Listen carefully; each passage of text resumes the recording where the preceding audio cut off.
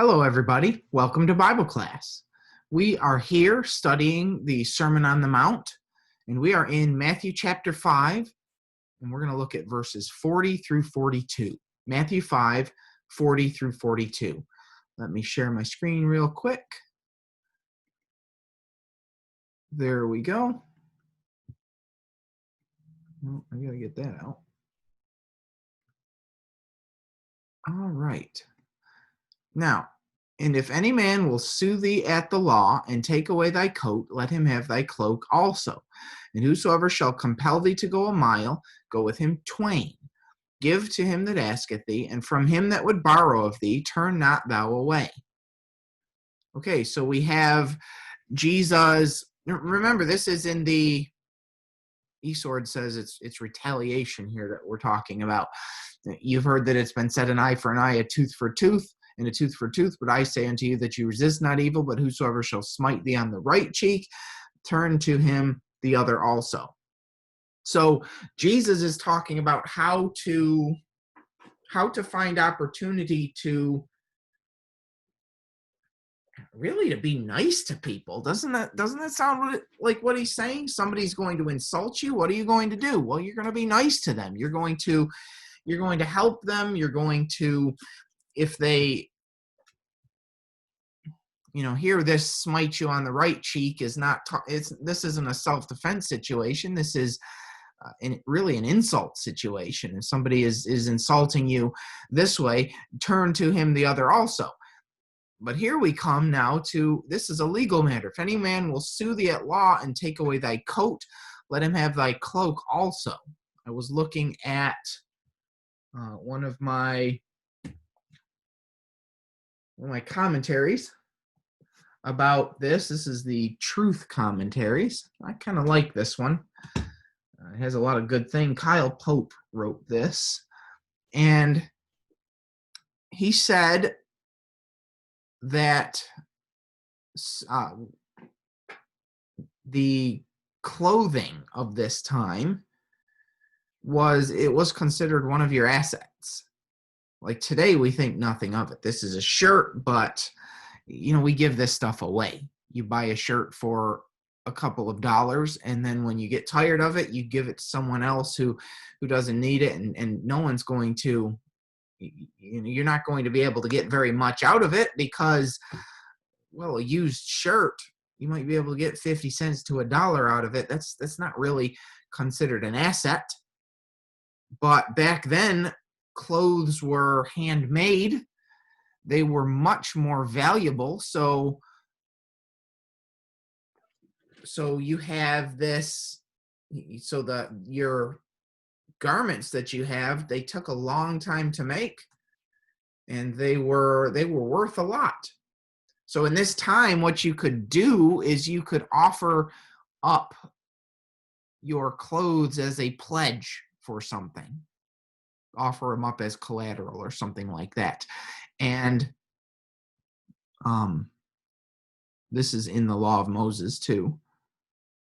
But then somebody suing you at law, maybe you haven't fulfilled your part of the bargain, maybe you haven't paid the debt that you're going to owe, and well, you have to pay the collateral. So you have to give your cloak, or you have to give your garments. Now there's two garments mentioned here. There's the coat, which is, actually, let me go to the English Standard, because I like, here it says, if anyone would sue you and take your tunic, let him have your cloak as well. So the tunic was the inner garment. It was what you wore. It was what you wore on the inside. It covered you up. And the cloak was the outer garment. So it's what you wore on the outside. And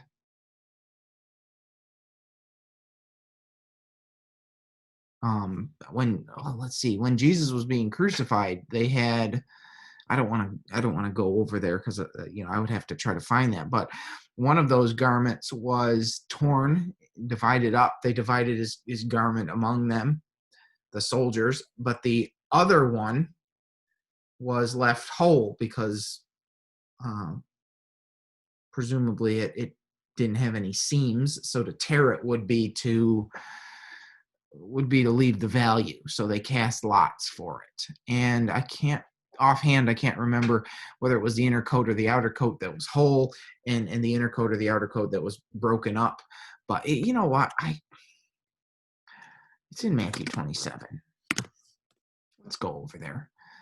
Jesus stood before Pilate. Jesus is mocked. Yeah.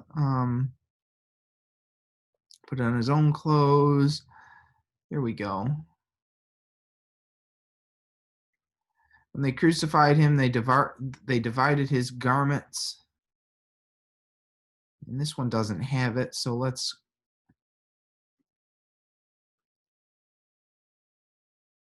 The third out. Nope, it's not in Mark. And they cast lots to divide his. It's got to be in John then. Yeah, here we go. When the soldiers had crucified. Let's go over there. See, this is the great thing about Bible program. It's easy to find stuff. Okay, when the soldiers had crucified Jesus, they took his garments and divided them into 4 parts, 1 part for each soldier, also his tunic. But the tunic was seamless, woven in one piece from the top to the bottom. So we look at this word here. Every soldier apart, and also his coat, that is chiton, which is the inner garment. The inner garment. The hemation was the outer garment right here. Hemation, the coat here, was the inner garment, at least according to Kyle Pope. He makes a distinction there, the difference. But so his inner garment doesn't have a seam, but his outer garment does. But anyway, that's there's those 2 words were the words for the clothes there. If any man will sue thee at law and take away his and take away thy coat. Oh, what am I doing in KJV plus? Take away thy coat, let him have thy cloak also. So if they take your inner garment, give them your outer garment as well. You've messed up somehow, you haven't paid the debt, so they're going to get the collateral that you offered. Well, give them extra. And well, this is the principle of doing more than is required. So if you can do something, if you have to do something for somebody, it really makes a difference. It makes a huge difference if you go above and beyond that. So you have to give them your inner garment as collateral for a loan that you can't pay back. And especially here, if you can't pay something back, well, of course you need to give them something for it. This is a legal thing. You've made a promise and you've gone back on that promise. So maybe you weren't able to, something like that. And well, instead of just paying it back, go above and beyond. Because, well, as Christians, our word should be something that is a big deal. So if we promise something and then we're not able to pay it back right away, let's say I borrow some money and it takes me a long time to pay that money back. I say I'll pay you back soon, and then something happens and I'm not able to get the money back, and all of a sudden I'm delinquent in paying them back. When I do pay them back, the principle here is give them something extra. Give them more, because I owe them something, and I've gone, and it may not be something wrong that I've done. It may just be circumstances. But if I owe them something, I can go above and beyond and show them that, I'm good for this.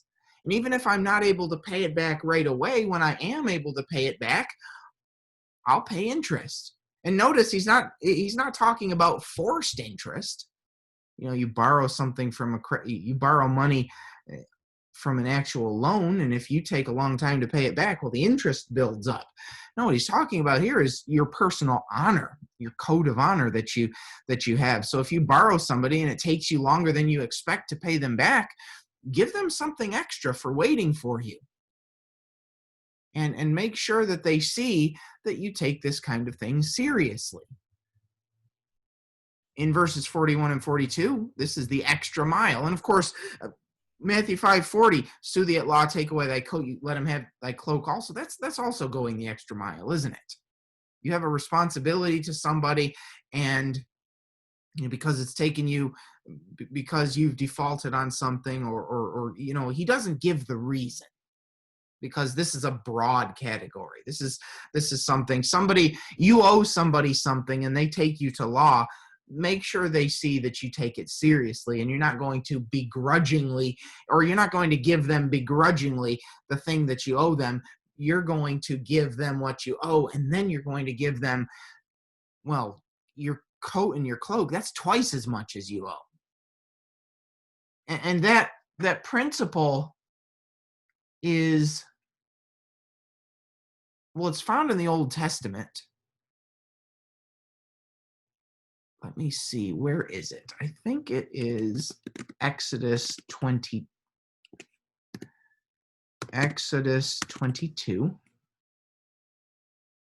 Yeah, verse 1 here. If a man shall steal an ox or a sheep and kill it or sell it, he shall restore 5 oxen for an ox and 4 sheep for a sheep. So with the criminal punishment, if you're caught by the law stealing something, and oxen and sheep were valuable, these were people's livelihoods, this was wealth back then. So if you steal an ox or a sheep and kill it or sell it, then you're going to restore 5 oxen for an ox, which was a lot of money. You have to pay a lot. 4 sheep for a sheep. So you come back, you come over here now to Luke chapter 18. Not Luke 18, Luke 19, Jesus and Zacchaeus. And Jesus meets this man named Zacchaeus. He was rich. How did he become rich? Well, he was chief among the publicans. And Jesus notices Zacchaeus. Zacchaeus, make haste, come down, for today I must abide at thy house. And the people, of course, said, he is a sinner. How is he a sinner? Well, Zacchaeus admits. He says, the half of my goods I give to the poor. That's a good thing. And look at this, if I have taken anything from any man by false accusation, I restore him fourfold. Zacchaeus is not, this is an admission, right? Otherwise, he wouldn't say anything like that. What he's saying is, all of the people that I've taken from, I'm going to repay.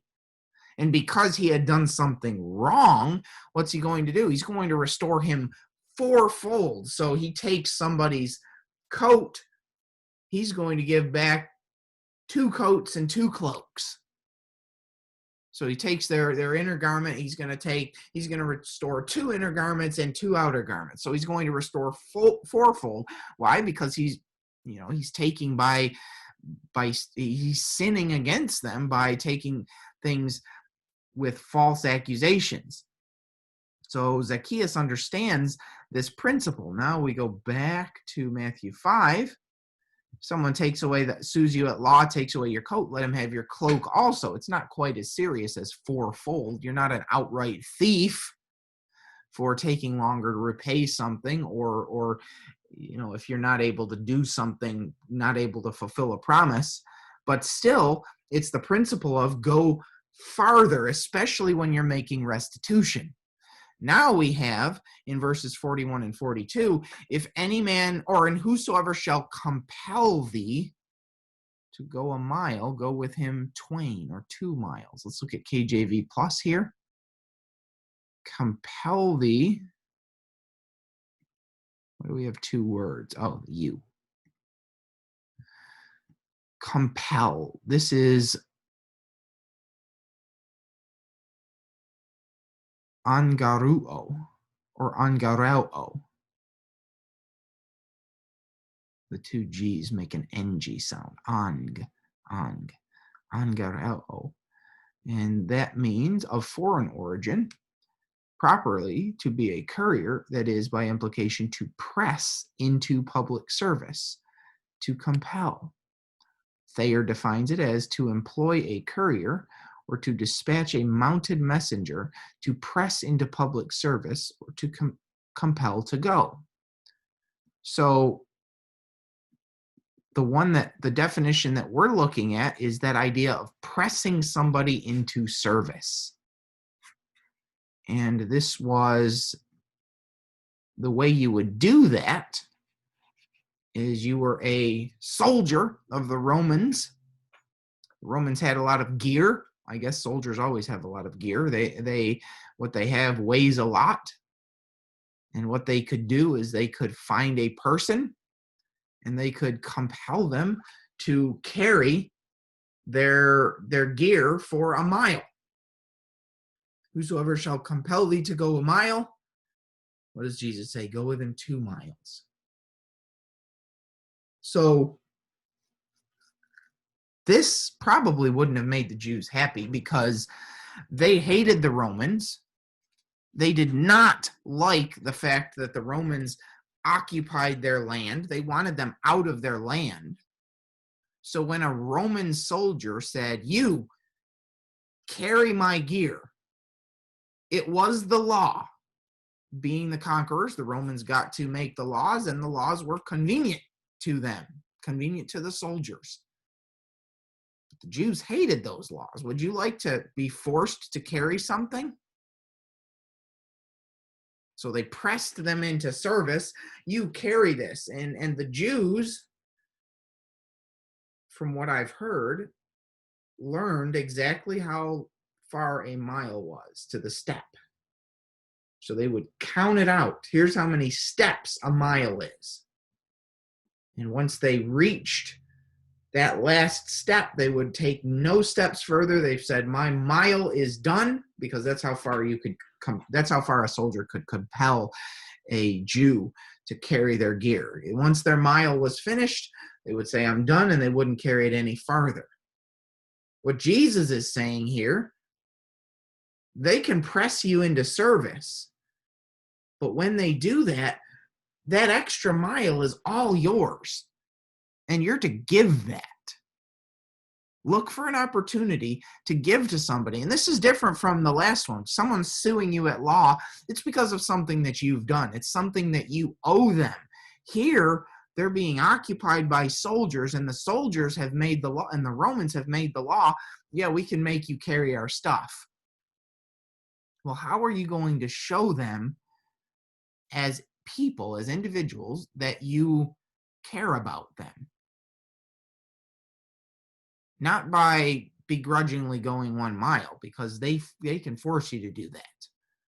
And the Romans, they would punish somebody who went against them, probably really severely. So you're not going to show a Roman soldier that you care about them as a person by going that mile. But when you do something for them that you don't have to do, I can't see many Jews doing this. Not on their own. I can't see them wanting to do this because they hated the Romans. And the Romans knew that too. So if you have somebody as a soldier that you force to carry, say, I'll go another mile for you, that's going to make you think. And that's what Jesus wants us to do.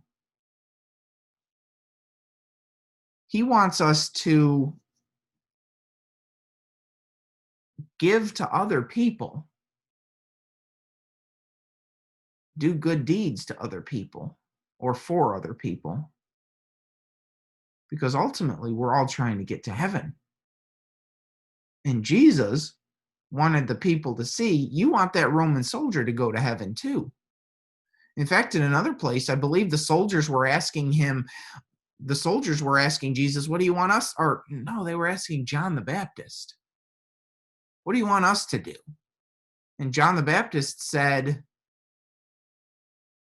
don't make people do more than more than they have to. Oh, where is that? John the Baptist. That would be in, man, I'm having these ideas.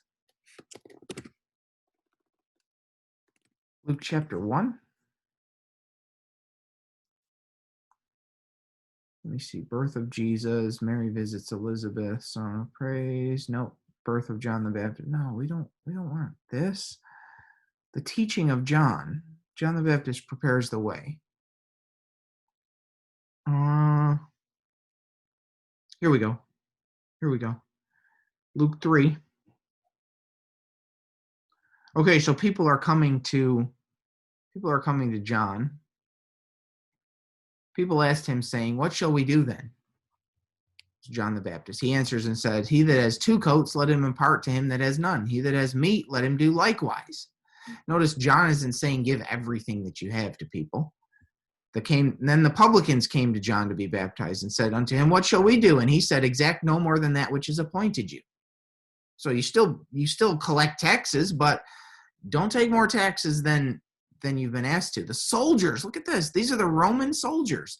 Demanded of him, saying, "What shall we do?" They wanted to know. And he said unto them, "Do violence to no man, neither accuse any falsely, and be content with your wages." So the soldiers, they were interested in these things. They were interested in how to do right. And Jesus, when he's talking to the people, he wants them to see these soldiers are human beings as well.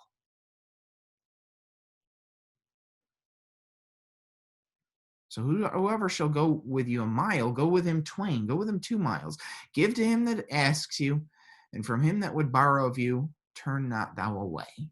Now, of course, Jesus is not saying, he's not talking about somebody who's trying to take advantage of you. Like, for example, the other day, the church got a call from somebody, and she had a story about how her mother just passed away, and the guy that was living with her mother was trying to sue her for the house, and she was going to get kicked out of the hotel she was living in, and she needed money to pay for, so that she doesn't get kicked out of the house. And it was a sob story. She was talking a mile a minute, and I could tell that she was lying just based on a few things in the conversation. But I said, you know what? I can't give money to people. So I sent him over to, or I sent her over to one of our elders, and she gave him the story. And I told him, here's the story, and he said, "Oh yeah, she's come here 2 times before with the exact same story about how her mother died and the guy that was living with her was trying to get her out of the house. We met with her the first time, and the second time we said, well, you've already came with that story." And she hung up the phone. And so this was the 3rd time she had brought that story. Well, she's asking for money, and Jesus says, give to him that asks thee," or her in this case, "and from him that would borrow of thee, turn not thou away." Well, Jesus isn't talking about somebody who's trying to take advantage of you and who's lying and things like that, because Jesus is trying to encourage good behavior, not enable it. So if I give to somebody who I know is only going to use that money to buy alcohol, for example, I'm enabling bad behavior. That's not what Jesus wants. What he wants is to encourage good behavior. So if I'm giving to somebody who actually needs it, then that's good behavior. But if I'm giving to somebody that I know is misusing it, and sometimes it takes a little bit of investigation. Sometimes it takes a little bit of work, and it's good to be trusting of people. I prefer to give people the benefit of the doubt. But when somebody tells me she's been a member of the Church of Christ her whole life, and I say, "How'd you become a Church of Christ?" And she says, "Well, I accepted Jesus in my heart at this congregation," I know right there that she doesn't know anything about the Church of Christ, because that's one of the key things that defines the Church of Christ is believe in baptism for the remission of sins. And here she is saying, well, I accepted Jesus into my heart and I became a member of the Church of Christ. I've been a member of the church. Well, what congregation were you a member of? Oh, you're never going to get that from somebody like this. But, you know, when there's a legitimate need, not somebody trying to scam, help them. And often you can avoid the scams by, instead of waiting till someone asks, why don't you look and see yourself if somebody has a need and say, you know what, I would like to help this person. Find somebody who's not asking for it and help them, and it would be a great thing. All right, that's about as much as I have for today, and I really appreciate you participating in this Bible class. We've been at the Sermon on the Mount for a long time, and we're still only in Matthew chapter 5, but look at this. We only have 6 verses left. So either,